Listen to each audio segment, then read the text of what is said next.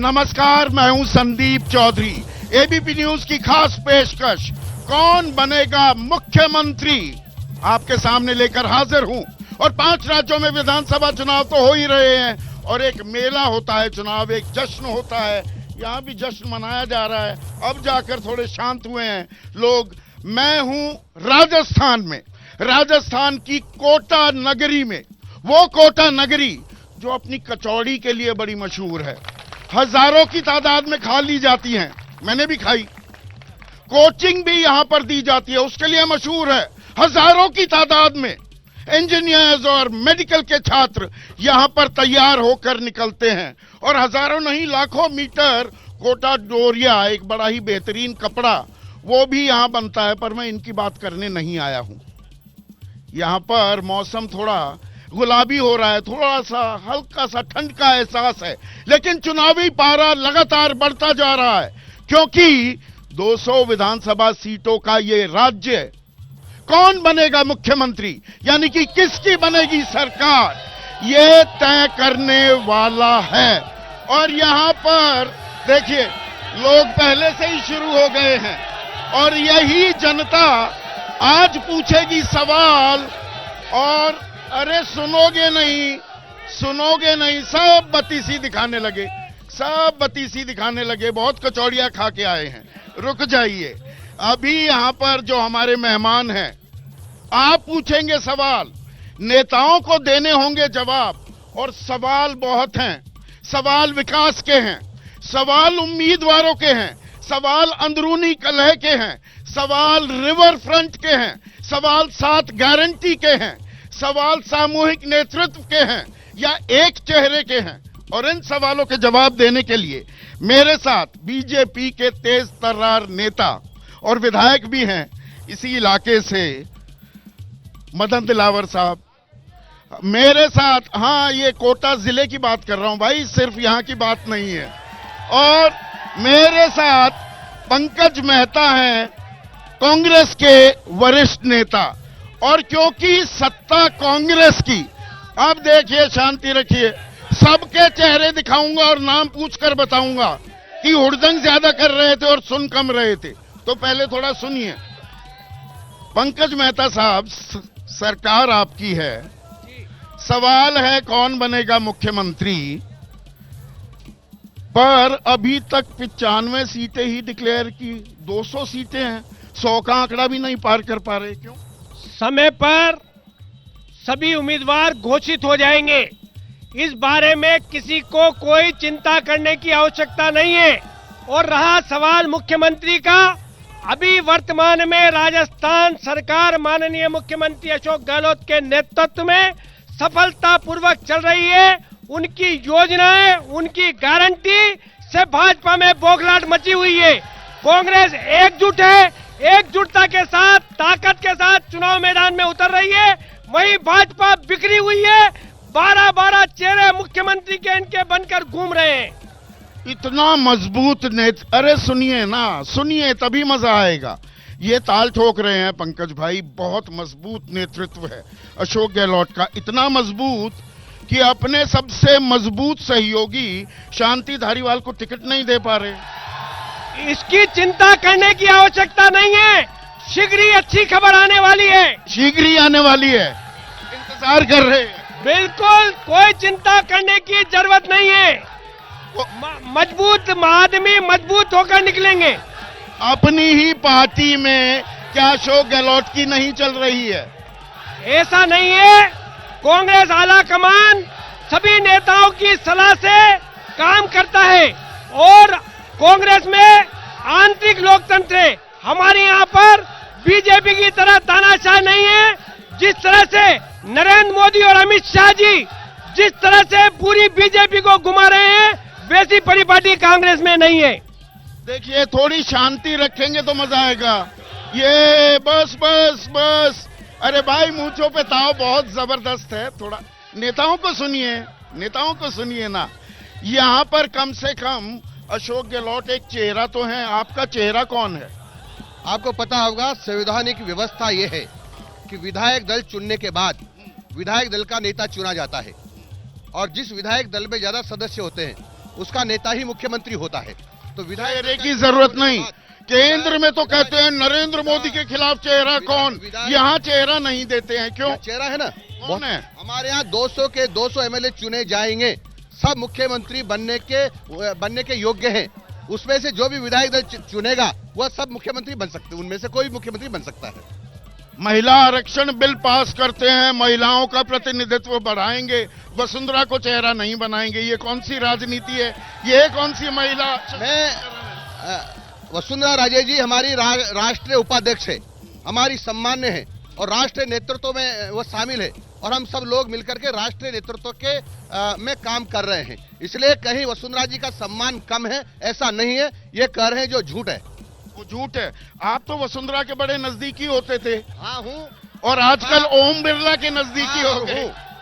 ओम बिरला जी भी भारतीय जनता पार्टी के नेता है, वसुंधरा जी भी भारतीय जनता पार्टी के नेता है, अमित शाह जी भारतीय जनता पार्टी के नेता है, नरेंद्र जी मोदी जी के भी भारतीय जनता पार्टी के नेता है। अब सबका सम्मान करते हैं। इसी चक्कर में सीट तो अटक गई आपकी, अभी तक उम्मीदवारी का ऐलान नहीं हुआ। भारतीय जनता पार्टी योग्य उम्मीदवार तलाश रही है, तलाश लिया है, अब डिक्लेरेशन होना बाकी है। डिक्लेरेशन होना बाकी है। आ गया आपके पास फोन? आ गया? नहीं, मेरे पास फोन नहीं आया, पर डिक्लेरेशन होना बाकी है। डिक्लेरेशन होना बाकी है। अब आप 7 गारंटी देते घूम रहे हैं। 7 गारंटी बीजेपी कहती है, जिनकी खुद की गारंटी नहीं, जिनकी खुद की वारंटी एक्सपायर हो गई, वो किस बात की गारंटी दे रहे हैं? हमारी सरकार ने 10 गारंटी दी और गारंटी ही नहीं दी, उनकी क्रियान्विति करके राजस्थान की जनता को दिखाया है और आज 7 गारंटी दी है, उसकी क्रियान्विति भी हम सुनिश्चित करेंगे। ये जनता जानती है, जनता को पूरा विश्वास है। आज भाई मदन दिलावर जी खुद भी 100 यूनिट बिजली का लाभ ले रहे हैं, चिरंजीवी योजना का लाभ इनका परिवार ले रहा है और 10 गारंटी का पूरी योजनाओं के लाभ ले रहे हैं। इनके परिजन पेंशन ले रहे हैं समाज कल्याण विभाग द्वारा दी हुई 1000 रुपए की। 1 मिनट, थोड़ी शांति रखिए। देखिए, सवाल बहुत सारे हैं। अरे शांत कोटावासियों, शांत, गदाधारी भीम ना बनो। पर आप इतनी गारंटी दे रहे हैं, वो भ्रष्टाचार की भी गारंटी चल रही है क्या?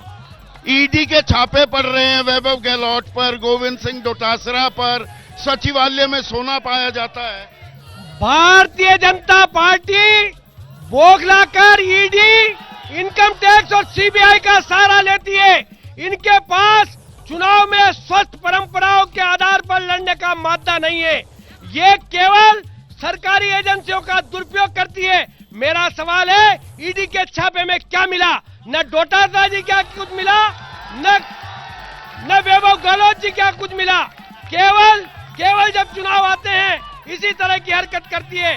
कांग्रेस की सरकार ने भ्रष्टाचार के खिलाफ सख्त एक्शन लिए, बड़े से बड़े आदमी को जेल के सीखचों के पीछे भेजा है। आप ही के उप मुख्यमंत्री सड़क पर उतर जाते हैं, प्रदर्शन करते हैं, आंदोलन करते हैं, भ्रष्टाचार के सवाल उठाते हैं, पेपर लीक का मामला उठाते हैं। ये तो आपके मंत्री सचिन पायलट ये करते पाए जाते हैं। निश्चित रूप से रीट के जो पेपर आउट हुए उस पर कार्रवाई हुई, गिरफ्तारियां हुई, आरपीएससी के मेंबर को जेल के सीखचों के पीछे डाला गया है। भारतीय जनता पार्टी के शासन में 21 बार पेपर आउट हुए, लेकिन कार्रवाई नहीं हुई। अपराधियों को संरक्षण दिया गया, पेपर आउट करने वालों को बचाया गया। मदन दिलावर साहब, कमल के एक में, ओए भाई, इन पे चेहरा रखी है, ये थोड़ा सा इनमें ज्यादा जोश दिख रहा है। इनका चेहरा दिखाइए। हाँ, अभी भी नहीं मानोगे, अभी भी नहीं मानोगे। मतलब बेशर्मी की भी हद होती है। हाँ, बेशर्मी की हद होती है ये। कोई शालीनता, सभ्यता, युवा हो, देश के भविष्य हो। हाँ मदन भाई, कमल के साथ साथ, इस निशान के साथ साथ ईडी और आईटी का भी निशान छाप दीजिए अपने देखो झंडे पर। ये कांग्रेस वाले आरोप लगा रहे हैं जिस तरह से ईडी पीछे छोड़ रखी है। ईडी सीबीआई अपना काम करती है। जहां जहां लगता है उनको कि यहाँ भ्रष्टाचार हुआ है, वहां सब जगह जाएगी। चुनाव से ठीक पहले, और जो उन्होंने खाया है वो उनके नाक से निकलवाएगी। किसी भी कीमत पर चोरों को, भ्रष्टाचारियों को छोड़ेगी नहीं। आप अरे ये कांग्रेस की बात करते हो, ये मानव मल में खा गए। फिकेल सजल ट्रीटमेंट प्लांट में 900 करोड़ रुपए का घोटाला शांति कुमार जी धारीवाल जी कर गए और मेरी बात झूठ है तो मेरे खिलाफ एफआईआर दर्ज कराए, मुझे जेल में डाले। मैं 900 करोड़ घोटाला करने का आरोप शांति कुमार जी धारीवाल पे लगा रहा हूं। आरोप तो बहुत से लोग लगाते हैं, प्रधानमंत्री ने भी एनसीपी पर आरोप लगाया, 70,000 करोड़ का जी घोटाला किया। नेचुरली करप्ट पार्टी है। अजित पवार को फाइनेंस मिनिस्टर बना दिया, उप मुख्यमंत्री, हसन मुशरीफ को मंत्री, छगन भुजबल को मंत्री, हेमंता बिस्वा पे ईडी की कार्रवाई का क्या हुआ, मुकुल रॉय का क्या हुआ, सुवेंदु अधिकारी का क्या हुआ, केएस येदियुरप्पा का क्या हुआ, के ईश्वरप्पा का क्या हुआ।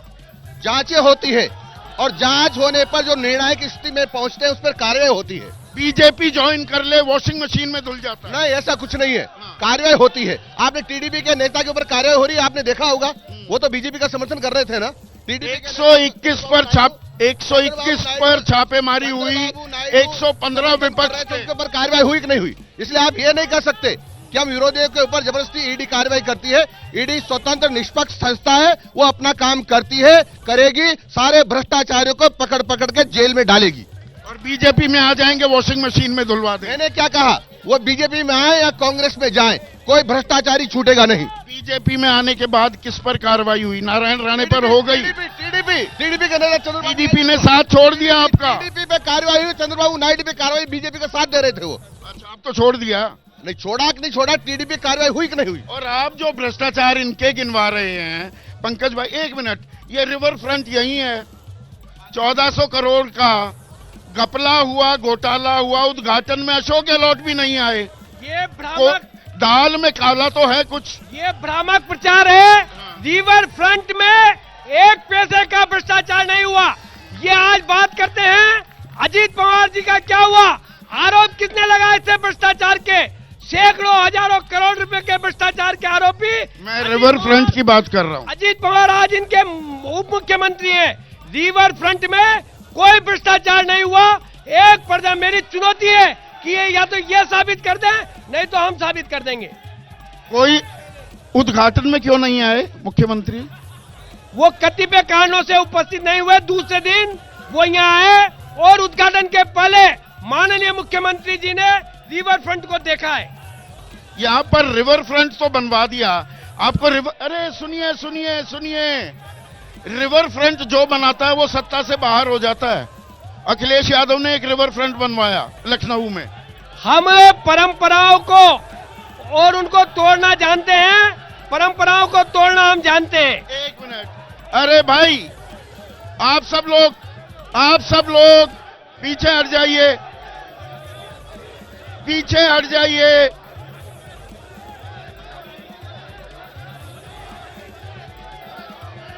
एक मिनट, एक मिनट, एक मिनट,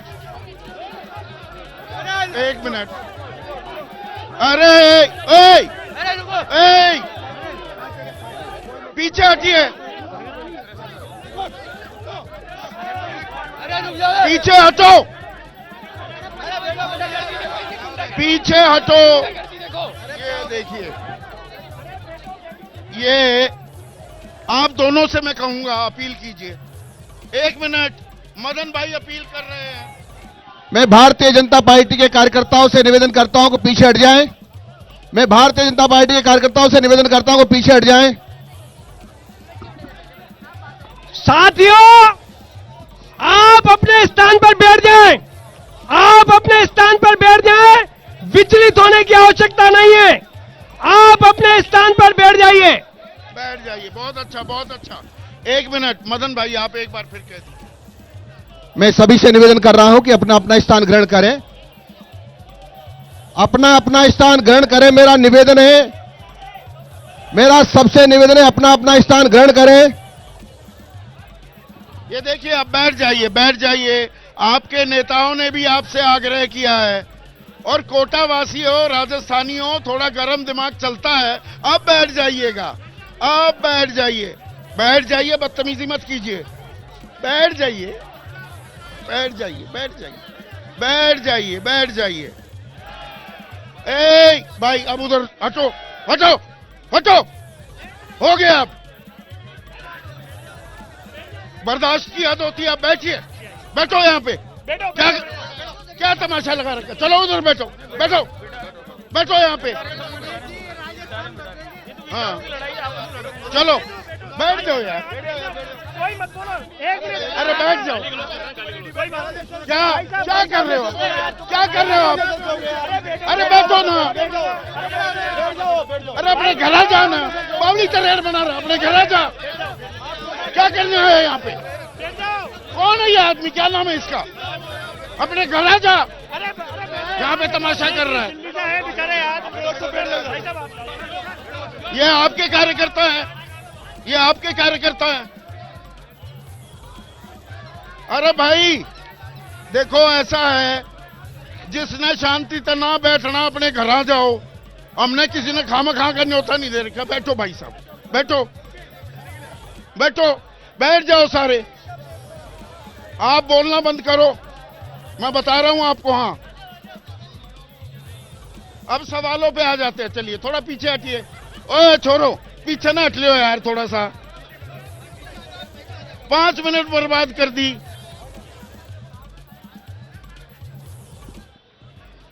ये राजनीति का जश्न है, मेला है, इसको कैसे देखते हैं मदन भाई? एक बार और बोलना पड़ेगा आपको। मैं निवेदन कर रहा हूं सब कार्यकर्ताओं से कि वो थोड़ा पीछे हट जाएं। मेरी प्रार्थना है थोड़ा पीछे हट जाएं, थोड़ा पीछे हट जाएं।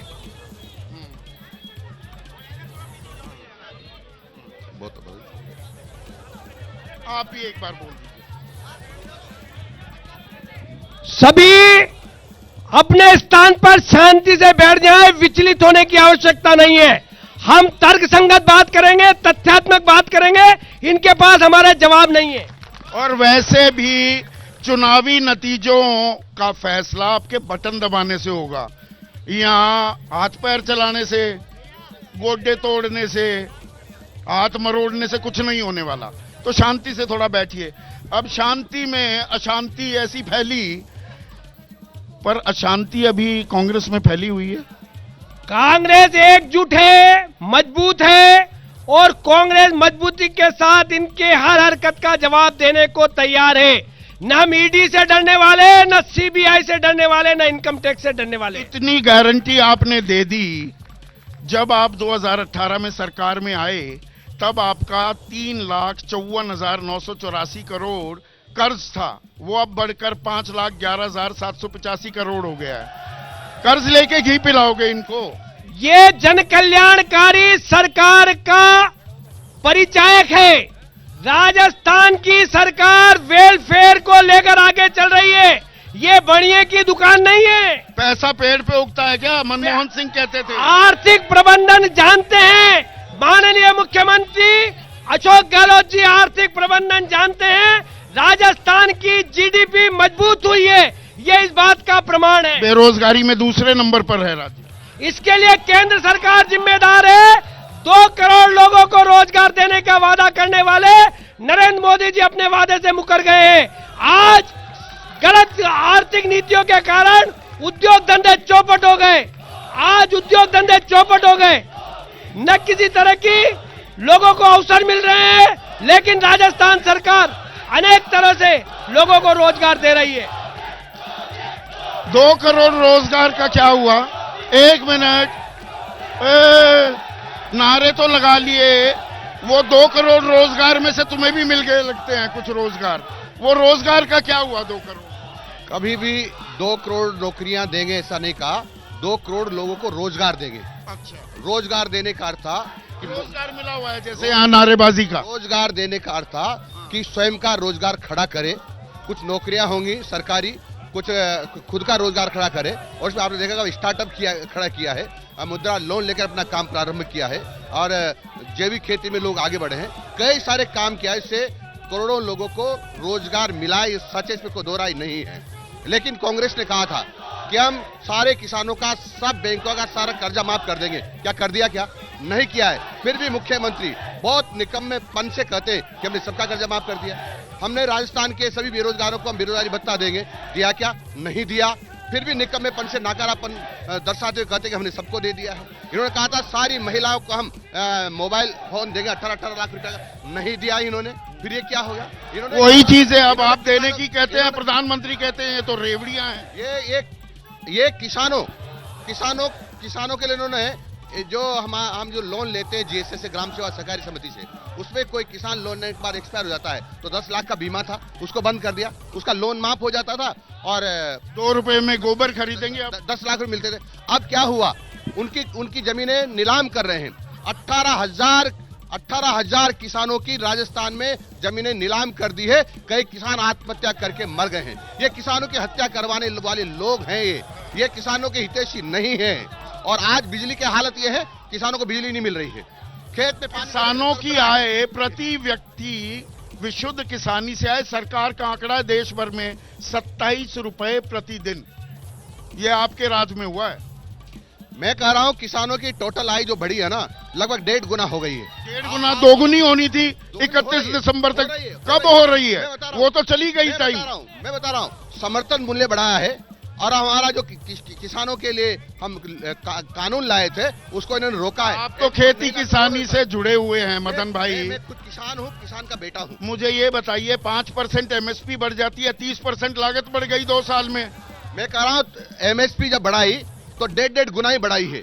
इनके राज में 10 रुपए, 15 रुपए, 20 रुपए बढ़ती थी। 500 रुपए, 600 रुपए, 700 रुपए, 1000 रुपए क्विंटल भी बढ़ाई है माननीय मोदी जी ने। 1100 रुपए में गेहूं बो सकते हो 1 क्विंटल। आपको पता है डीएपी का जो यूरिया का एक देशी कट्टा जो 50 किलो का आता है, उसकी कीमत 4,000 रुपए है। लेकिन माननीय मोदी जी उसको 300 रुपए में किसान को उपलब्ध करवा रहे हैं। ये किसी को पता नहीं है। ये पता होना चाहिए जनता को कि 4,000 का यूरिया का कट्टा जो आता है, इसकी लागत है ट्रैक्टर पर, टायर पर, रिम पर, हार्वेस्टर पर, रोटेटर पर, सब पर जीएसटी लगा दिया। पर सब्सिडियां भी है। छोटे किसानों को सबको सब्सिडियां हैं, अनुदान है उसके ऊपर। ये सच है कि कुछ टैक्स लगाने पड़ेंगे, उसके कारण से देश का जरूरी है, आप ये कह रहे हैं। पर यहाँ पर जब विकास की बात होती है, कोटा में एयरपोर्ट क्यों नहीं आया? एयरपोर्ट के नहीं आने के लिए लोकसभा अध्यक्ष ओम बिरला जी जिम्मेदार हैं। वो अपने वादे से मुकर गए। 9 साल पहले उन्होंने जनता से वादा किया था कि अगर यहाँ हवाई सेवा शुरू नहीं होगी तो मैं चुनाव नहीं लड़ूंगा। वो उसी तर्ज पर चल रहे हैं जिस तर्ज पर नरेंद्र मोदी जी चल रहे हैं। एयरपोर्ट लाने के लिए उनकी तरफ से कोई कदम नहीं उठाया गया। वो तो हवाई चप्पल वालों को एयर सफर करवा रहे हैं। जबकि राजस्थान सरकार ने निःशुल्क भूमि आवंटित कर दी, 120 करोड़ रुपए की वित्तीय स्वीकृति जारी कर दी, लेकिन केंद्र सरकार की उदासीनता के कारण यहाँ पर एयरपोर्ट नहीं बन पाया है। ओम बिरला के चलते, बीजेपी के चलते एयरपोर्ट नहीं मिल पा रहा कोटा को। एयरपोर्ट अथॉरिटी एयरपोर्ट खोलने के लिए तैयार है, बनाने के लिए तैयार है। राजस्थान सरकार उसमें रोड़े अटका रही है, जमीन उपलब्ध नहीं करवा रही है, सहयोग नहीं कर रही है। कह रहे हैं जमीन दे दी। शांति धारीवाल जी एयरपोर्ट के दुश्मन बने हुए हैं, एयरपोर्ट के दुश्मन बने हुए हैं। वह नहीं आने दे रहे हैं। नहीं आने दे रहे हैं। जनता उन्हें सवाल भी पूछने। आपका कुछ मुआवजे से जुड़ा सवाल? जी, मैं पहला सवाल करूंगा हमारे जो कांग्रेस के नेता हैं उनसे, पंकज मेहता जी से, कि हम 1 साल से मुआवजा मांग रहे हैं और हम नहीं, मुझ जैसे एक व्यक्ति और है, 2 लोग मुआवजा मांग रहे हैं, लेकिन उन्होंने मुआवजा इस बात का मुआवजा हमारा खड्डे में गिरने से, जब ये इनका वो फैशन का काम चल रहा था ना, खूबसूरत कोटा शहर बनाने का काम चल रहा था, उस खूबसूरती में हमारा एक ऑटो वाला मर चुका है।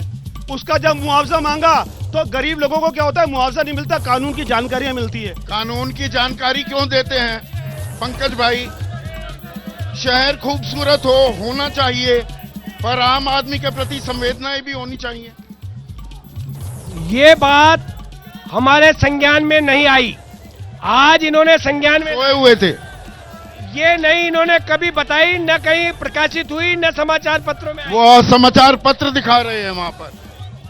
ये और इनकी जो कानूनन बात है, कानून के तहत इनकी सहायता होनी चाहिए। अगर कहीं उसमें आधिकारिक रूप से कोई लापरवाही हुई है तो उस पर कार्रवाई होगी। तो सरकार किसकी बनेगी अभी तो उस पर तय होगा।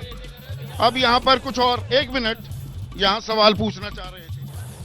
सर, मेरी तरफ से, मैं एक युवा हूं और युवा को अपनी बात रखने का एक पूरा अधिकार है। दोनों तरफ से नारा दिया जा रहा है। मेरा दोनों से सवाल है। वो कह रहे हैं अब की बार नहीं सहेगा राजस्थान, ये कह रहे हैं कि अब की बार गहलोत सरकार। लेकिन सर, मौजूदा सरकार से अगर सवाल किया जाए तो शोषित, वंचित, दलित और मुस्लिमों के साथ जो दुर्व्यवहार भी हुआ है सर, उसका क्या इनके पास जवाब है? अगर उनसे सवाल करें तो वो कहेंगे हमको सरकार में लाइए। तो सर हम कहां जाएंगे सर? हमको कौन सुनेगा सर? युवा मतलब युवा को कठपुतली बनाकर छोड़ दिया है यहाँ पर। आप कुछ सवाल पूछना चाह रहे हैं? मेरा सवाल पंकज जी से था। मेरा सवाल है कि जो प्रधानमंत्री द्वारा अन्नपूर्णा योजना के तहत जो 5 किलो पर व्यक्ति गेहूं दिए जाते हैं, वो राजस्थान सरकार के माननीय मुख्यमंत्री अशोक गहलोत जी ने अप्रैल माह से अभी तक गेहूं नहीं दिया था, और ये सितंबर। आपको 5 किलो गेहूं की जरूरत है? आम जनता को, नहीं, आम वैसे ही जनता की। आप आम जनता आम जनता हैं। की। अच्छा, 81 करोड़ 10 लाख को मिल रहा है। 81 करोड़ 10 लाख लोगों को वो गेहूं की जरूरत है क्या? हाँ, सवाल पूछिएगा। बैठ जाइए, बैठ जाइए। मेरा इतना सा निवेदन है, हमारा पूरा कोटा एक ही है, लेकिन धारीवाल जी ने पूरा दक्षिण बेच डाला। एक एक गली मोहल्ले के जितने मकान थे, प्लॉट थे, सब बेच दिए, और वो 12,000 करोड़ का वहां पे एक धोबी घाट बना दिया, और ऊपर से वहां पे उन लोगों के लिए फ्री कर दिया। ऑक्सीजन पार्क में टिकट लगा दिया। इतना भेदभाव क्यों? इतना भेदभाव क्यों? अरे रे रे, अरे रे रे रे। यहाँ पर थोड़े कार्यकर्ता ज्यादा उत्तेजित हो जाते हैं, पर यहाँ पर युवा की तादाद बहुत ज्यादा है। एक युवा ने बहुत ही मार्के का सवाल पूछा, युवा को कठपुतली बना दिया है क्या? नारेबाजों की फौज खड़ी कर ली, बाकी युवा को मिल कुछ नहीं रहा। ये दोनों सरकारों पर लागू होता है क्या? ये उन्होंने सही कहा है कि युवाओं को कठपुतली बना दिया।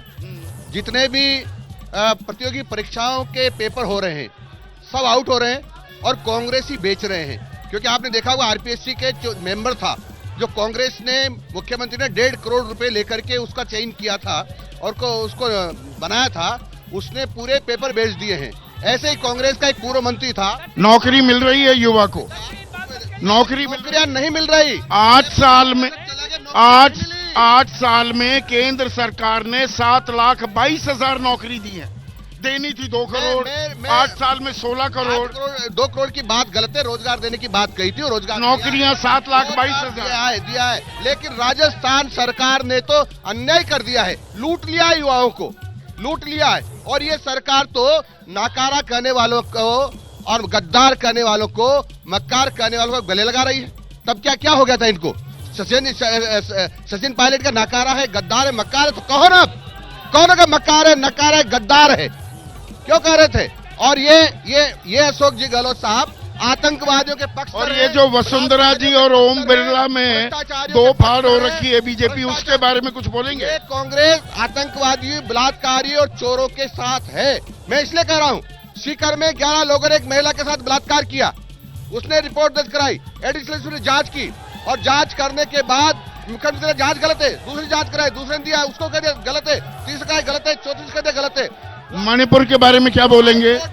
मणिपुर के बारे में क्या बोलेंगे? कोर्ट में जाने के बाद करगिल का एक वीर, मदन भाई, करगिल का एक वीर, उसकी पत्नी को नंगा, सरेरा नंगा कर दिया जाता है। मुख्यमंत्री के खिलाफ एफआईआर दर्ज क्यों नहीं? राजस्थान हाई कोर्ट के आदेश के बावजूद भी ये राजस्थान हाई कोर्ट का अपमान कर रहे हैं। राजस्थान हाई कोर्ट को कहा जा रहा है युवाओं का अपमान हो रहा है क्या? मैं युवा के सवाल पर आपसे जानना चाहूंगा, युवा को जमूरा बना दिया है क्या? ये निराधार है। युवाओं को राजस्थान में सरकारी सेवाओं में अनेकानेक अवसर मिले हैं, हजारों की तादाद में सरकारी नौकरी लगी है। बेरोजगारी में दूसरे नंबर पर है, दूसरी बार कह रहा हूँ। चाहे शिक्षक भर्ती हो, चाहे पुलिस भर्ती हो, चाहे सफाई कर्मियों की भर्ती हो, लेकिन ये जो बात बार बार करते हैं रीट के पेपर के आउट होने की, मेरा आरोप है भाजपा के शासन में 21 बार पेपर आउट हुए, लेकिन कार्रवाई नहीं हुई। यहाँ कह रहे हैं शांति धारीवाल ने तो आधा शहर बेच दिया। झूठ। धारीवाल जी ने कोटा का नक्शा बदल दिया, कोटा में अद्भुत विकास हुआ है। आज कोटा देखने को लोग तरस रहे हैं। ऐसा कोटा जो विकास के नए आयाम स्थापित कर रहा है। थोड़ा अभी मैं पीछे जाता हूं। एक मिनट। हाँ, आप छोटे छोटे सवाल पूछिएगा। जी, मैं कहना चाहता हूं बीजेपी वालों से कि कोटा शहर में अभी हाल ही में जो इतना विकास हुआ है, कोटा शहर पर्यटन की दृष्टि से। सवाल क्या है? सवाल मेरा ये है कि जब इतना विकास हो रहा है तो इनके पेट में इतना दर्द क्यों हो रहा है? अच्छा, मैं पंकज मेड़तवाल साहब एक व्यापारी हूं। मेरे लिए दोनों ही सत्ता, कांग्रेस हो चाहे बीजेपी हो, धारीवाल जी ने अपने हक का काम पूरे शहर का विकास किया बहुत जोरदार। सवाल क्या है? सवाल यह है कि कोटा में एयरपोर्ट अभी तक क्यों नहीं? वो मैंने सवाल ऑलरेडी पूछ लिया। 1 मिनट। हाँ। मेरा प्रश्न भारतीय जनता पार्टी के मदन जी और पंकज जी दोनों से ही है। अभी आपने आरंभ किया कि महिलाओं को 33% आरक्षण दे दिया। धारीवाल जी विधानसभा में बोले थे कि राजस्थान बलात्कार में नंबर 1 इसलिए कि मर्दों का प्रदेश है। पंकज जी, आपकी पार्टी की नैतिकता थी, आपको विरोध करना चाहिए था, और मदन जी, आपकी पार्टी की नैतिकता थी, आपको सड़कों पर आना चाहिए था। आप सड़क पर नहीं आए मदन जी, आप भी दोषी हैं, और पंकज जी आप मौन रहे। तो मतलब महिलाओं को लेकर ये खामखा की संवेदनाएं दिखाई जाती हैं, पर महिलाओं को बराबरी का हक देने की बारी आती है। और ये मैंने इशारों में आपसे सवाल पूछा था, वसुंधरा का चेहरा आप नहीं दिखा रहे। देखो, राजस्थान में महिलाओं की तो बहुत दुर्गति है। सामूहिक बलात्कार करके जिंदों को भट्टी में जलाया जा रहा है। जिंदा महिलाओं को भट्टी में मुख्यमंत्री अशोक गहलोत जी के राज में जलाया जा रहा है। इससे बड़ा क्या हो सकता है?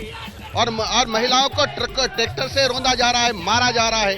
और यहाँ तो ये सैनिकों की वीरांगनाओं को, जो शहीद हो हमारे सैनिक, उनकी वीरांगनाओं के ऊपर ये कांग्रेस की सरकार लाठियां बरसाती है, उनको पीटती है। और करगिल के वीर की पत्नी को जो नंगा कर दिया जाता है मणिपुर में, मणिपुर पर नहीं बोलेंगे आप? राजस्थान में, मणिपुर पर आप नहीं बोलेंगे? एक सेना, इससे बड़ा सेना का अपमान क्या हो सकता है कि वीरांगनाओं को घसीट कर मारे, उनको पीटे और उनको उनके हाथ पैर तोड़ दे, लोहलुहान कर दे। इससे अत्याचार क्या हो सकता है?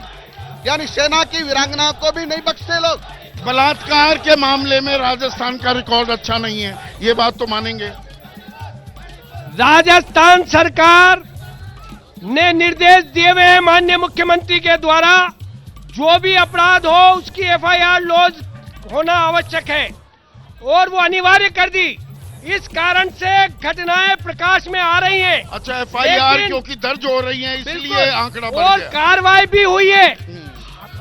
भारतीय जनता पार्टी की तरह अपराधियों को संरक्षण देने का काम कांग्रेस सरकार ने या कांग्रेस ने नहीं किया, जबकि बलात्कारी बराबरी का हक मिल रहा है क्या? 10,000 रुपए साल में दे दिए, 500 रुपए का सिलेंडर दे दिया, उससे काम चल जाएगा क्या महिला का? महिलाओं का सम्मान बरकरार रखने के लिए कांग्रेस पूर्ण रूप से कटिबद्ध है। पूर्ण रूप से कटिबद्ध है, पर महंगाई एक बड़ी समस्या है क्या? प्याज के दाम तो फिर से 70-80 रुपए हो गए।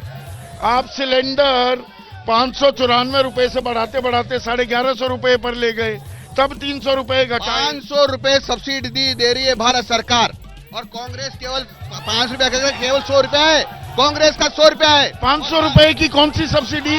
सब्सिडी दे रही है। कौन सी? केंद्र सरकार कहाँ? उज्ज्वला योजना 300 रुपए। 500 300 200 पहले दे रही थी, 300 ही बढ़ाइए 500। उज्ज्वला में कितने? 500 उज्ज्वला में 500। अच्छा, 500 रुपए सब्सिडी दे रहे हैं, और ये सरकार केवल 100 रुपए दे रही है, और ये कह रहे 500 रुपए में दे रहे हैं। ये नाटक कर रहे हैं। इनको करना चाहिए था 100 रुपए में देना चाहिए। बाकियों को क्यों नहीं दे पा रहे हैं? बाकियों को भी 200 रुपए की सब्सिडी दी हुई है। बाकियों को भी 200 रुपए सब्सिडी दी है। 200 रुपए वो 350 रुपए में देने वाले थे। सिलेंडर लेकर एक केंद्रीय मंत्री सड़कों पर उतर गई थी जब आप विपक्ष में थे। कांग्रेस के राज में 750 रुपए मिलता था, और भारतीय जनता पार्टी के राज में 1100 मिलता था। 10 साल में इतना ही तो बढ़ा है ना। जब कांग्रेस की सरकार थी 2003 के पहले, तब 250 रुपए का सिलेंडर था। इनकी सरकार में 750 का हो गया था। बहुत हुई पेट्रोल डीजल की मार, बहुत हुई पेट्रोल की मार, बहुत हुई डीजल की मार, बहुत हुई गैस की। 16 बार एक्साइज ड्यूटी बढ़ाई आपने, 16 बार। मेरा बात सुने, 30 लाख करोड़ रुपए एक्साइज में कमा। कांग्रेस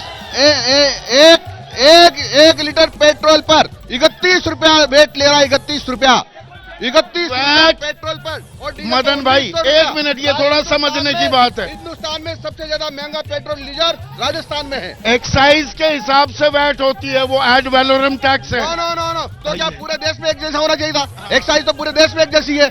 ये स्टेट गवर्नमेंट ने वेट बढ़ाया इसलिए हो रहा है। ये स्टेट गवर्नमेंट महंगाई पेट्रोल डीजल के बढ़ाने में आपका हाथ नहीं है, तो महंगाई बढ़ाने में हाथ नहीं है।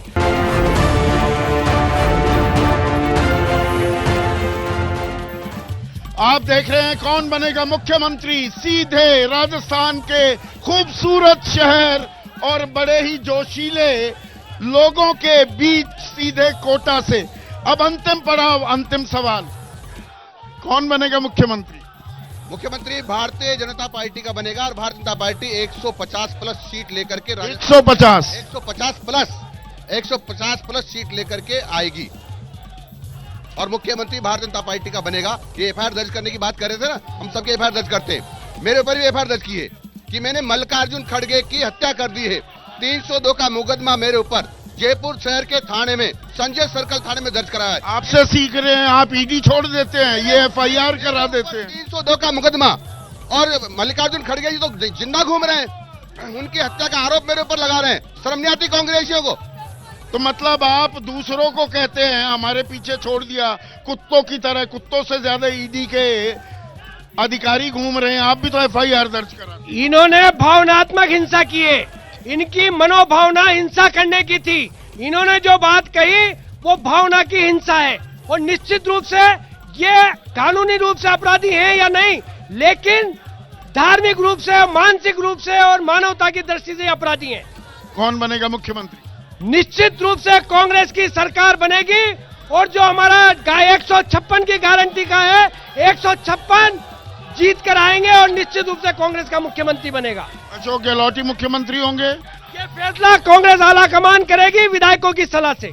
विधायकों की तो रवायत बदलेगी या परंपरा जो चली आ रही है 1993 से कि हर 5 साल में सरकार बदलती है, वही रवायत आगे जारी रहेगी या इतिहास दर्ज होगा, नया इतिहास रचा जाएगा। आज कौन बनेगा मुख्यमंत्री में कोटा से बस इतना ही, आगे सिलसिला जारी रहेगा। मेरे साथ इतना ही, नमस्कार।